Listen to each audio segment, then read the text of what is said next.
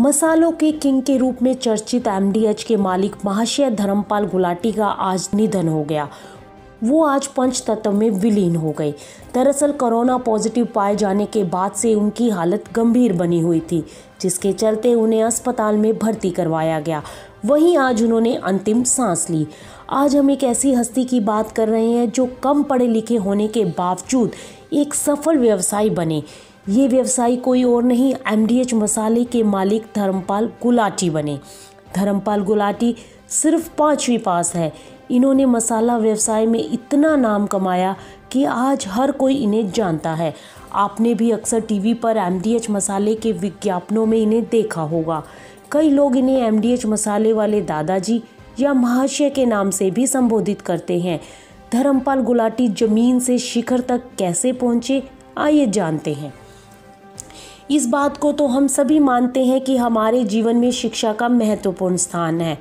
आमतौर पर लोगों की धारणा बन जाती है कि शिक्षा के बिना तरक्की संभव नहीं, लेकिन इस बात को भी झुटलाया नहीं जा सकता कि कम पढ़ा लिखा होना भी कोई अभिशाप नहीं, क्योंकि इस धरती पर ही देश हो या विदेश, कुछ ऐसी हस्तियां रही जिनके जीवन में कम पढ़ा लिखा होना आड़े नहीं आया और उन्होंने पढ़ाई के अभाव में भी अपनी लगन और मेहनत से वो मुकाम हासिल किया जिसका लोग अक्सर स्वप्न देखते हैं। इस बात में तो कोई दो राय नहीं कि इस दुनिया में कोई भी व्यक्ति एक दिन में ही इतना बड़ा नहीं बन जाता कि उसके बड़प्पन के आगे सारी दुनिया सिर झुकाए। बड़ा होने के लिए काफ़ी बड़े संघर्ष करने पड़ते हैं।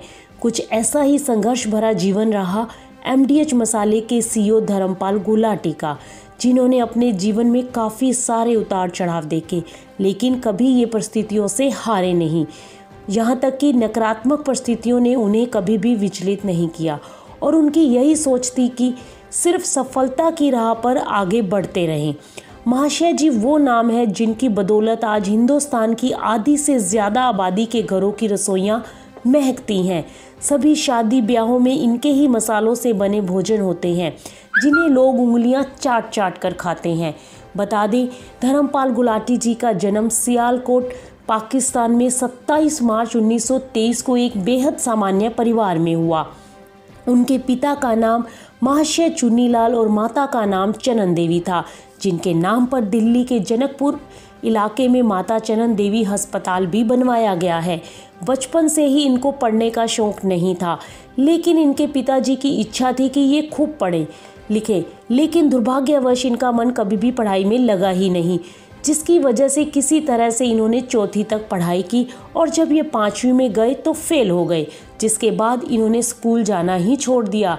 जब इनके पिताजी ने देखा कि अब ये स्कूल नहीं जाते और इनका पढ़ाई में जरा सा भी मन नहीं लगता, इससे कि हालांकि इनके पिताजी इन्हें काफ़ी समझाया भी कि ये अपनी पढ़ाई पूरी करें, लेकिन इनका इस पर कोई असर नहीं हुआ, जिसके बाद हार कर इनके पिताजी ने इन्हें एक बढ़ई की दुकान में लगवा दिया, जिससे कि ये कुछ काम सीखे। लेकिन कुछ दिन बाद काम में मन न लगने की वजह से महाशय जी ने ये काम भी छोड़ दिया। 1947 में आज़ादी के बाद जब भारत आज़ाद हुआ, तब सियालकोट पाकिस्तान का हिस्सा बन गया। पाकिस्तान में हिंदुओं की हालत बद से बदतर हो रही थी, तो महाशय जी ने परिवार के साथ सियालकोट छोड़ना ही उचित समझा। धर्मपाल गुलाटी विभाजन के बाद भारत आए। पाकिस्तान के सियालकोट में इनके पिताजी का छोटा दुकान था। भारत आने के बाद उन्होंने सबसे पहले तांगा चलाने का काम शुरू किया।